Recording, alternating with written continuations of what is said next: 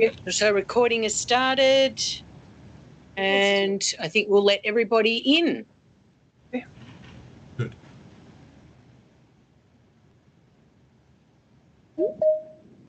Hi everyone, everyone's jumping on now. Just wait a minute or so.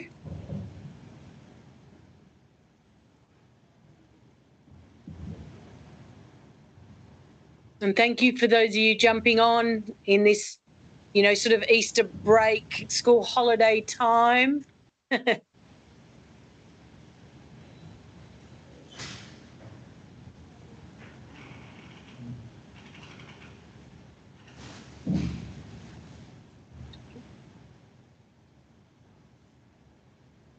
Yep, got a few people jumping on. Excellent. All righty. Well, we'll get started. So welcome today to our Lunch and Learn. Today's topic is customer engagement trends. So very, very interesting topic today, and some very interesting and experienced people online as well to talk to you. So this webinar is hosted by Points4Purpose, which is one of our partners here at the FCA. If I can ask for Q&As to be done at the end today, we're going to leave a good 10-15 minutes for everybody to ask questions. If you think you're going to forget your question, then just drop it in the chat, and that way we'll come to it at the end. So thank you very much. So I would like to introduce you to Ivan. Ivan Schwartz is the CEO of Points4Purpose, which is an innovative card-linked enabled loyalty platform operator with a stated mission to deliver seamless, automated rewards solutions that drive customer lifetime value by providing cashback as a reward, along with an easy way to support their favourite charities, which we all love. Having just recently expanded into the US, Points4Purpose offers retailers a powerful yet affordable way to boost customer engagement and revenues. So we're super excited to have Ivan here today to head up our conversation on his pet topic, of course, which is customer engagement trends. And he's got two wonderful guest panellists on today. So I will hand it over to you, Ivan. Thanks, Helen. It's terrific to be here and to see that we have a good group of franchisors with us to discuss this topic today. And as you say, Helen, to have Anna and Brian. I've done webinars with Brian before. Not yet. This is a first with Anna, but really excited to have you, Anna, with us today. What I'd like to do very quickly, if I may, is play a short video. It literally goes for less than 2 minutes. It tells the Points4Purpose story better than I ever could. And I'd like to quickly play this for you to get to, let the video tell the Points4Purpose story. So here we go. It's the new normal. Businesses are closing. No one has been left untouched. Supporting economic recovery and building community are now more important than ever. Loyalty programs can make a real difference. Yet people are active in less than half of these. Why? Often loyalty rewards are simply not engaging, and members are unsure of their value. The result is over $100 billion in unredeemed points. At the same time, charities are struggling to source vital fundraising. Charities are estimating massive shortfalls over the next 12 months. And though community is more important than ever, people are unsure how to support the charities they care about. So the gap continues to grow. There is a solution. Introducing Points4Purpose, the loyalty platform that gives back. By bringing brands, businesses and charities together, customers can now shop, spend, earn and donate their loyalty points to the charities they love, turning points into purpose and shoppers into donors. The platform works on mobile and desktop and incorporates the latest in card linking technology, so the experience is seamless.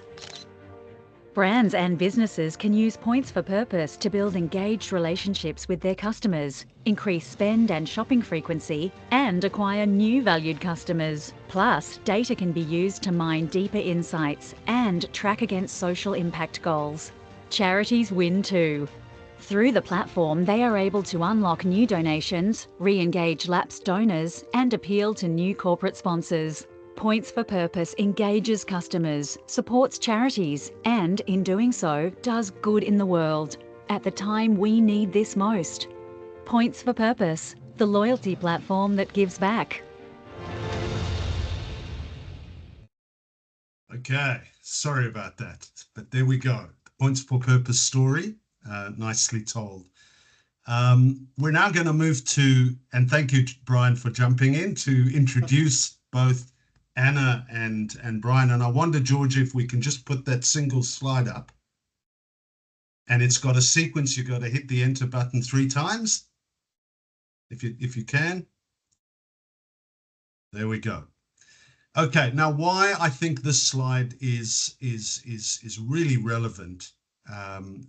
As I woke up this morning, I was just thinking how the 3 of us get together and bring to this webinar a pretty powerful combination, I believe.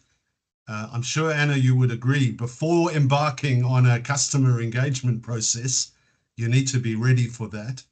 And I don't think there's anyone I know that can do the health check better than the doctor, as in Brian.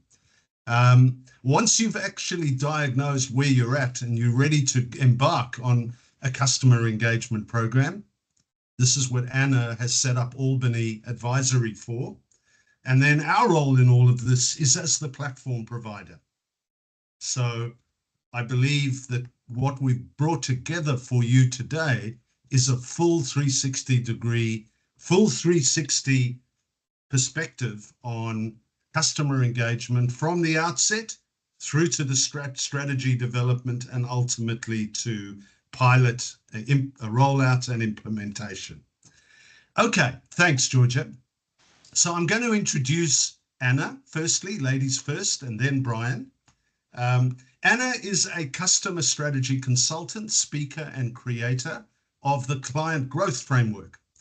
She helps retail brands to turn customer engagement into sustainable growth. Anna is known for bringing clarity to complexity. All you need to do is have a look at her LinkedIn posts to get an idea of that. If you're not on her network, I suggest you join. She is the founder of Albany Advisory and partners with businesses to improve retention, lift customer lifetime value, and build long-term relevance. Big word, Anna. I know you are very at home with today's topic, so welcome, Anna. Thanks very much, Ivan. This is a lovely introduction. Thanks for having me here. Of course, of course. Then on to Brian, just before we jump into the presentation. Brian is the Retail Doctor, founder and CEO of Retail Doctor Group. He has steered his practice to become one of the leading retail consulting firms, commenting on all sorts of things about businesses expanding and businesses shutting down and why one is happening with one and not with the other. And I think is really worth connecting with again, as with Anna, to keep up to speed with retail trends. He's worked across pretty much every sector, retail and service. He's a sought-after keynote speaker, media commentator. We've done webinars before, and it's great to have you back, Brian. Ivan, pleasure to be here, and thanks to our franchise community friends, and lovely to have Anna with us today as well. Absolutely. So we're going to dive in. We're going to keep moving quite rapidly because we really only have another 40 minutes or so, including the Q&A at the end, that we will, as Helen said, try and make sure we've got a good 10, maybe 15 minutes. So the first question is to you, Anna. A really central issue for you. Why do you feel customer engagement should be a priority for retailers, and how can they truly deliver on this goal in the current climate? Over to you, Anna. Thanks so much, Ivan. Well, absolutely. I think it's one of the most important conversations retailers should be having right now. If you're in the business to serve customers, you need to have a strategy around that, because acquisition these days is very expensive. So the trend right now is to focus on retaining the customers rather than throwing lots of money into acquiring them. And it's absolutely possible, because customer engagement isn't just the marketing tactic anymore, it's a growth strategy. And it depends how you measure it, but it propels the sustainable growth for sure. And in today's environment, it's very expensive. The attention is very expensive, and loyalty needs to be earned. And customers now have more choices, and they have less patience. They're very distracted, and they have high expectations than ever before. And we have amazing businesses across the planet that provide a very good shopping experience, the likes of Amazon, and personalized recommendations like Uber Eats and Netflix. So we need to catch up. And when I say engagement, it doesn't mean that engaging with customers via emails and on social media. I mean, the engagement means relevance. So you need to show up where people want you to show up, on the channels that they want you to show up on, and you need to be relevant with them across different touch points. If they want to shop with you online, then you need to provide that seamless experience. If it's via the app, then you need to give them enough incentives to shop with you via the app. And these days, after the pandemic, most customers walk into stores and they want to have that experiential retail. They want to speak with real humans and ask questions in real time, and have the whole touch and feel experience. And what we see, that what's flowing in between, a lot of customers do a lot of browsing and researching online, and they walk into stores for purchases, and vice versa. So they walk into stores to try something on, and they're in a hurry, and then they go back at home and they complete the purchases. So what does it look like in practice? So we need to understand the customer, what their frustrating moments are, what their pain moments are, and also what they're going back to you for. If you look at my LinkedIn, I did profile Harvey Norman, my experience at Harvey Norman, not that long ago, and actually created the whole video about that experience, and that went absolutely viral. But I was so impressed with that experience and how personalized that was, that I couldn't actually walk past it. So that actually already happens all the time. Unfortunately, a lot of people jump on bad experiences and spiral it out of control. So I think we need to reverse engineer and put a spotlight on good experiences that do happen every single day, and have amazing humans in stores executing this. So we need to show up in a timely manner. We need to personalize communication, and making sure that the experience is connected and consistent with customers. And I know there are big words, but believe me, I see it executed very well every single day. It just all depends on the focus. And as people that run in big stores, like all of you on the call right now, I know you're busy with worrying about profit margins and people and the human development and training, but focusing on the customer and customer strategy is as important as you focus on other facets in your business. Sorry. Over to you, Brian. Oh, I couldn't agree more with your commentary on that. I particularly agree on this point on alignment. It's interesting, isn't it? Everyone sort of over the years has always talked about customer first, leading with purpose. I have the pleasure now sitting on some boards, and I'm always motivated by the boards that put custom metrics on the minutes of the actions. And they talk about the customer experience in a measurable way. They do that, and then in conjunction with that, they no longer think of this concept of shops and online. They think much more of the ecosystem, much more about this omni-channel play. And then they've got intrinsic alignment throughout the business. We've had many years where many boards don't put that on the agenda, and the operational teams are left a little bit adrift of purpose of the organisation. They're there to convert customers into sales and hopefully use the skills to upsell, but ultimately miss out on purpose, miss back to alignment. And finally, to your point, I think this is critical for boards because boards are around governance and risk, and doing this in a substandard way exposes brand degradation, which in turn leads to lower value. And that's where the risk is.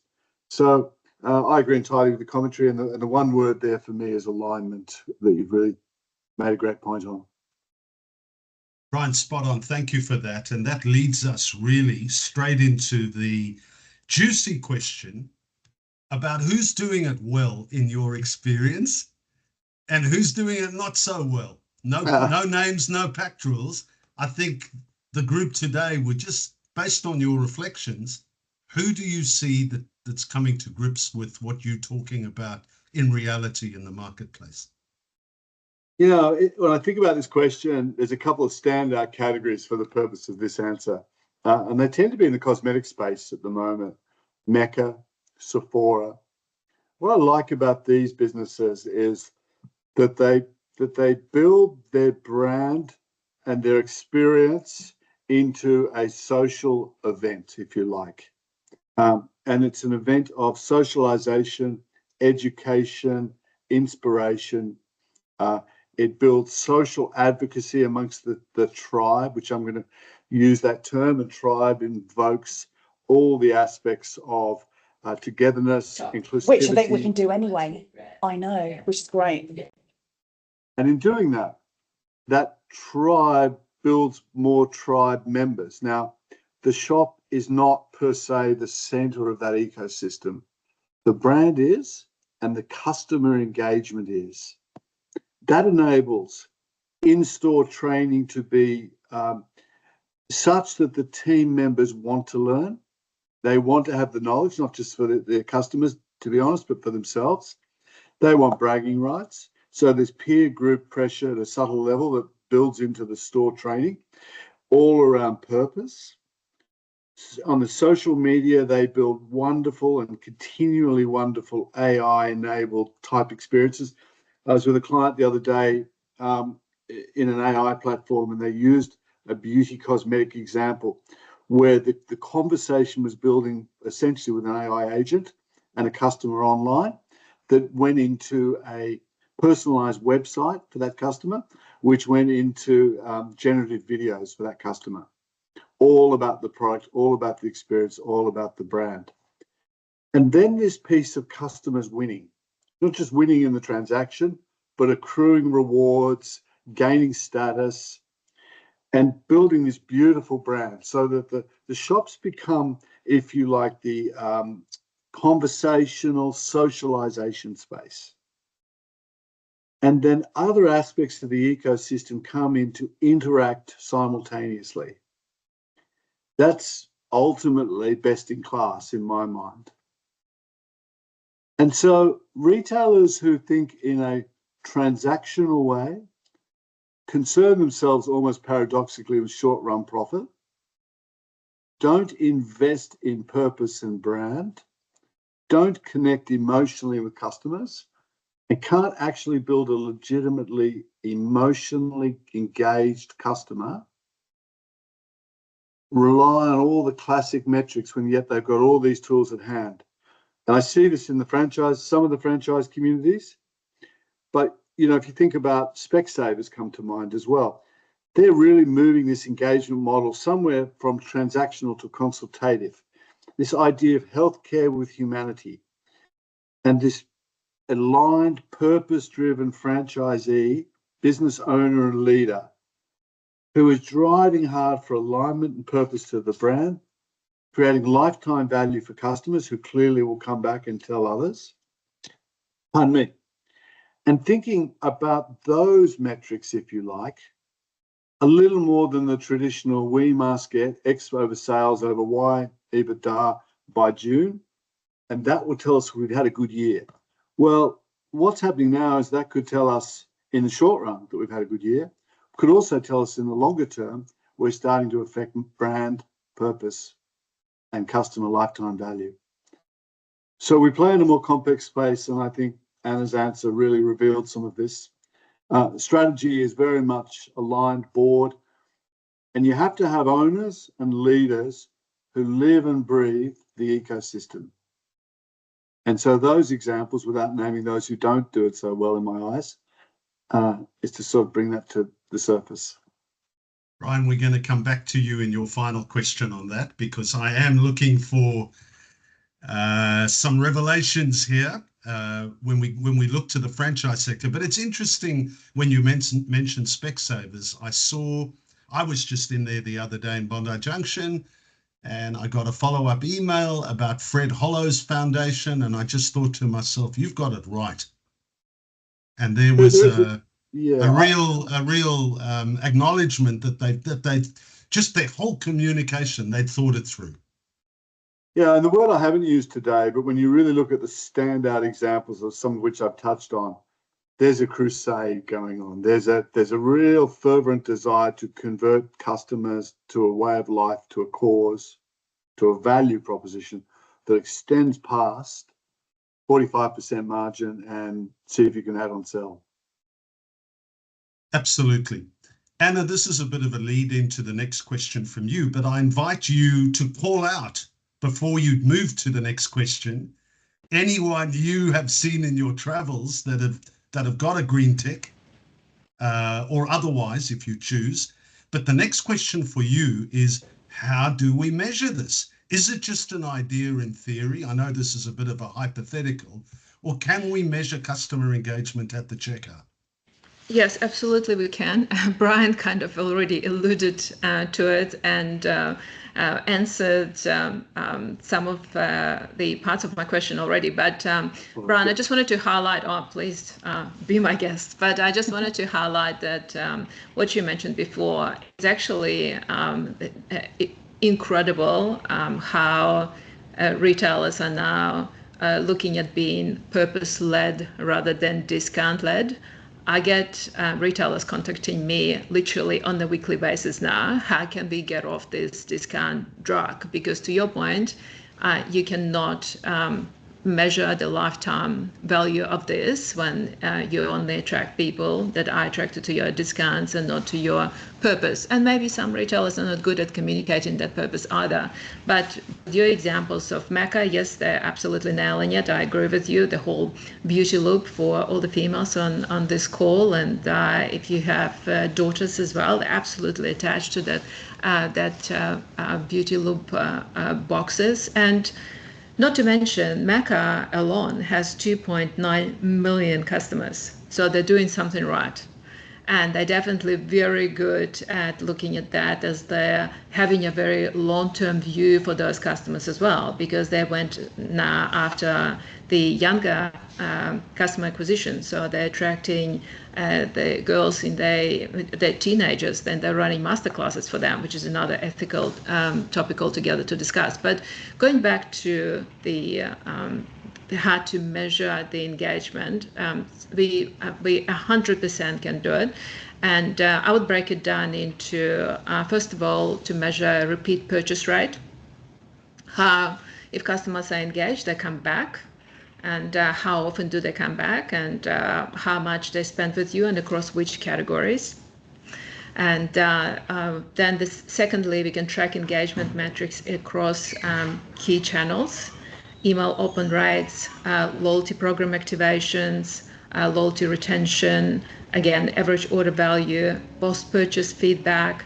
Around 60% of all transactions and engagement with the customer, by the way, starts after they check out with you, because you have those post-purchase surveys and product reviews. There is so many touch points with the customer that you can still track and measure. And the third one, I would say, definitely customer lifetime value. This is the metric that you measure over time, not overnight, but it's absolutely your North Star, because then you'll know if it's a If it's flat or declining, then your engagement isn't creating long-term value, and what you'll end up doing, investing more and more money and time into acquiring new customers, which is not sustainable for any business. So the roadmap is start with the segmentation. Not all your customers created equal. I normally suggest to break it down into two, the high value customers and the ones that disengage with you, how you can win them back. And high value customers will forgive you for anything. So feel free to experiment with them and run different surveys, because they will tell you what you do well and what you don't do, and what you can do better. And that get some quick wins with the CRM and loyalty. And you don't have to have an existing loyalty, by the way. I work with the retailer that's been around. They have 350 stores across the country. They've been around for 30 years. They never had a loyalty program. They have millions of people in their database. And we just introduced a surprise and delight program for them, and they're absolutely loving it. Their opt-in rates is through the roof. So everything is possible. And, I always say, have a look at what you have right now. Don't necessarily chase the technology, but have a look at what you have, who you have, do lots of surveys, get the feedback loop. We sit normally on a lot of data. We just don't know sometimes how to unite it all and engage with it. But I would argue that everything what you need to move the dial in your business, you already have. It just need to look at it from a customer-centric point of view sometimes. Spot on. Anna, you used an expression in your first few slides, loyalty is earned. And I just want to come back to that and say, and I hope you agree, both yourself and Brian, that unless you've engaged in the first instance, loyalty is academic. Okay, unless you actually understand who your persona is and you've done that work up front, loyalty is an outcome. Okay, I know that's a bit of a cliche in the industry. Loyalty is an outcome, but I think it all starts with engagement, and that's why I was so pleased when we discussed with Helen the topic of today, that that was where we were going to kind of focus. I think it's also worth noting that in 2025, there is no excuse to personalization at scale.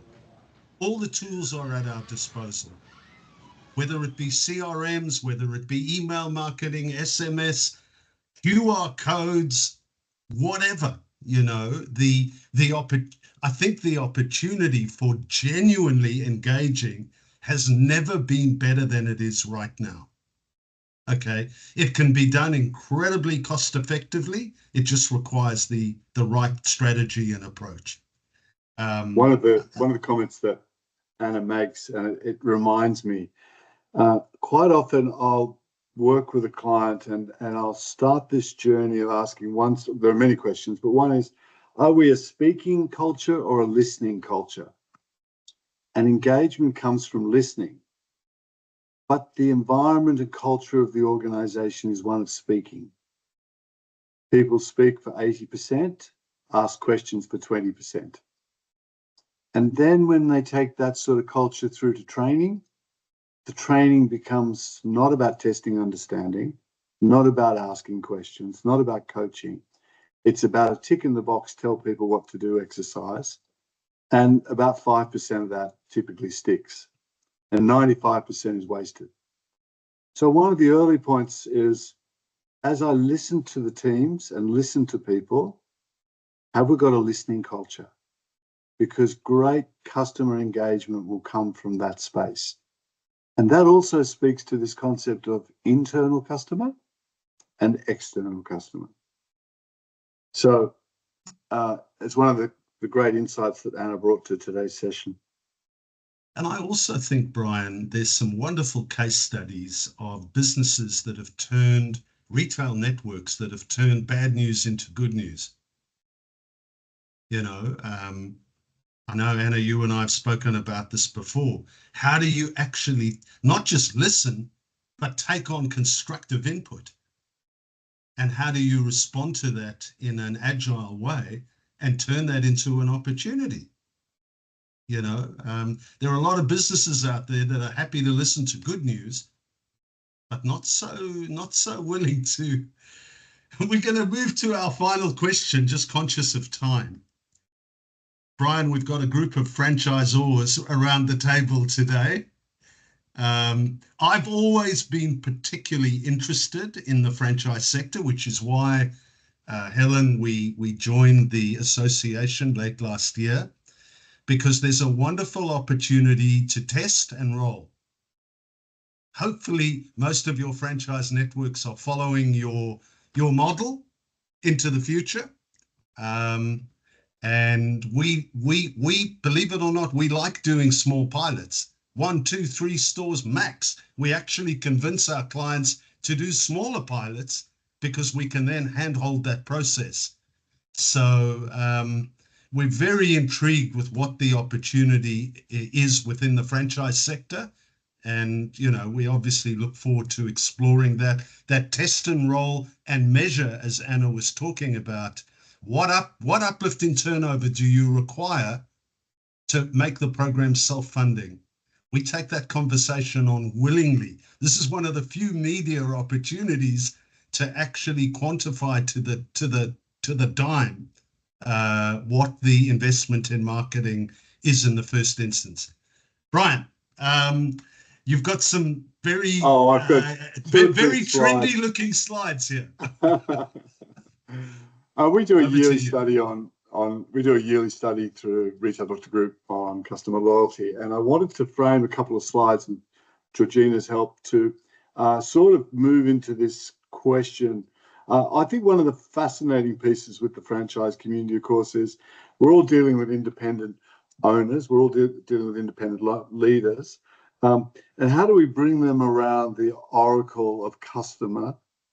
And what these next few slides talk about is this concept of, in our minds from consumer research, concept of loyalty, and then how to get some tips and play to that to increase traction with consumers. So Georgina, we might go to this study that was done last year. What was interesting, when we looked to the general Australian consumer, we asked, and this is a big study, which I'm happy to share, what's most important to you in a loyalty program? And this was October last year. And what was really driving was this concept of special discounts, collecting points for discounts. Time will beat me going through this, frequent rewards. So this whole idea of what's in it for me, for the customer, was fairly clear. Now, when we deal into, we do this limbic profiling, consumer insights, and we understand profiling at an emotional level, simply to say, this changes underneath the surface. And the loyalty drivers are such as I want to belong, this is meaningful to me, it's purposeful.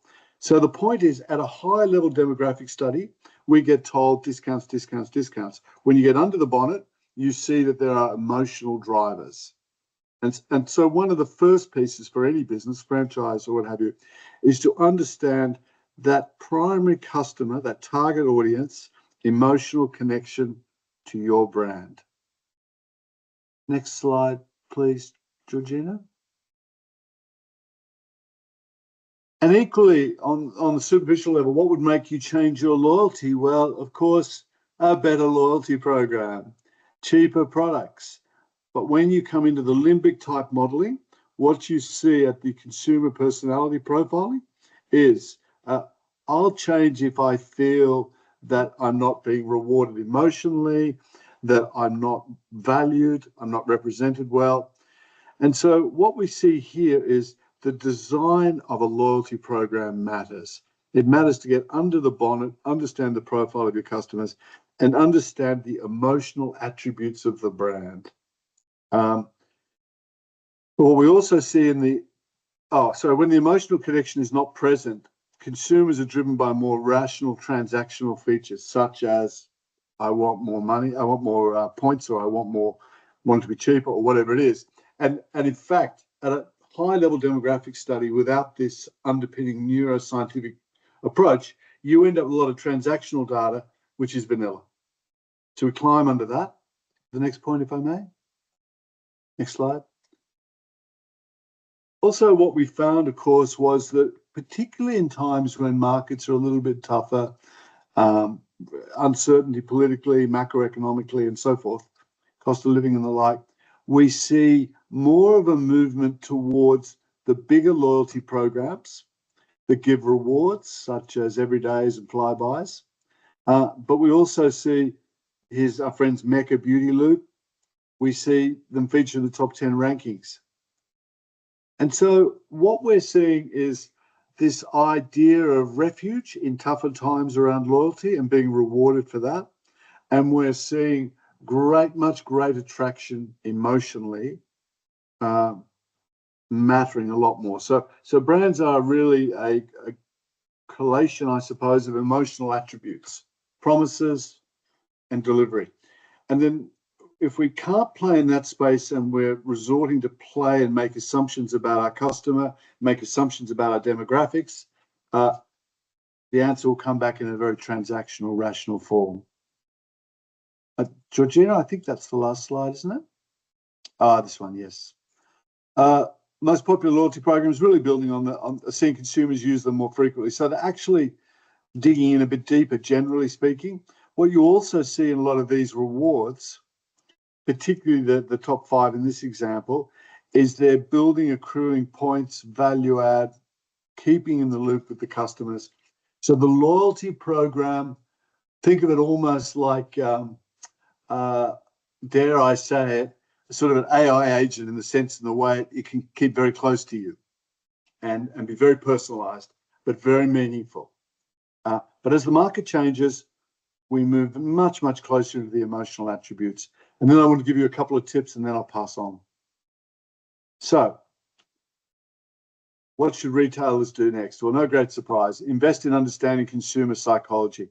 A demographic study, in my view, and our experience, does very little to tell you about a loyalty program, very little, unless you want to understand that the discounts you're given are more effective than the discounts your competitors giving.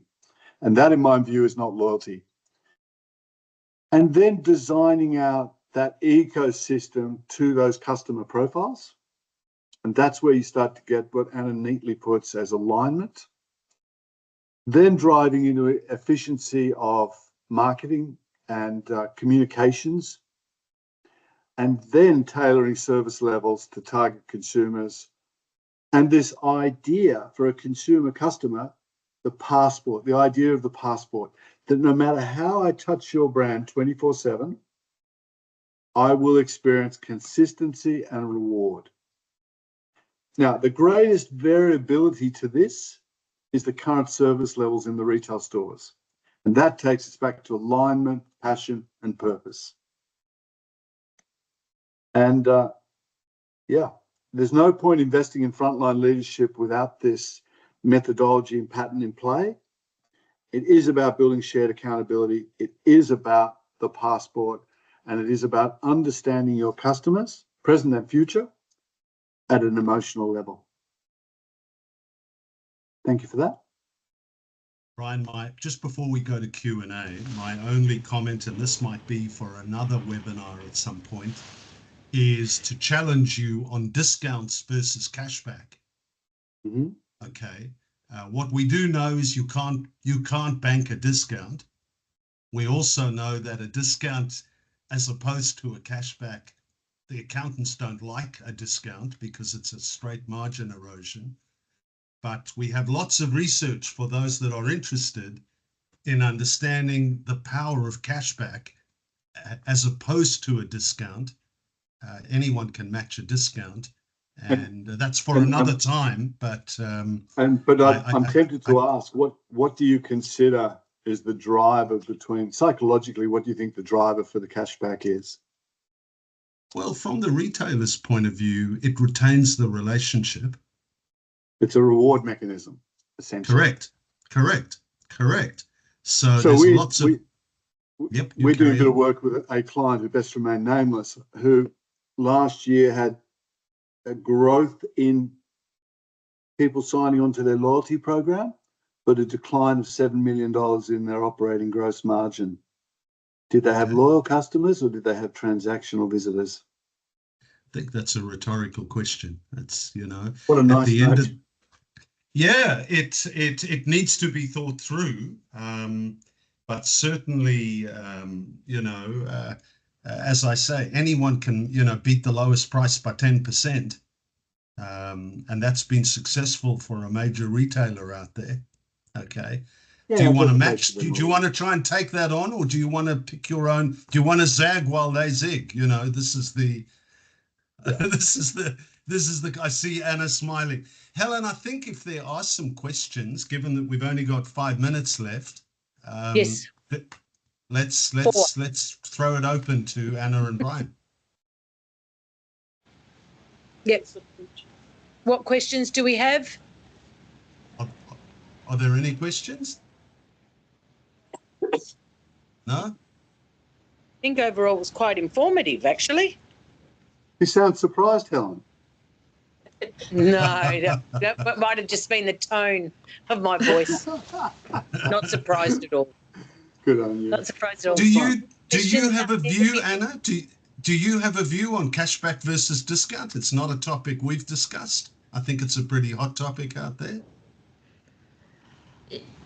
Yes, look, it all, can I just say, it all depends. Okay. Yeah, it depends on the retailer, it depends on the outcome, on customer engagement. I think all in all, what is clear from this conversation that we've had for 45 minutes, we all highlighted exactly the same thing, that the main thing that we need to focus on is how we're going to engage with customers emotionally, and how can we create those joyalty moments, as we now know this term gets thrown around a lot recently, just because I think, in my view, it's quite descriptive. Joyalty is a very feel-good term, and then at the same time, it encompasses so many different facets of loyalty as well. It could be cashback, it could be points for purpose, it could be charities, it could be whatever makes people feel good.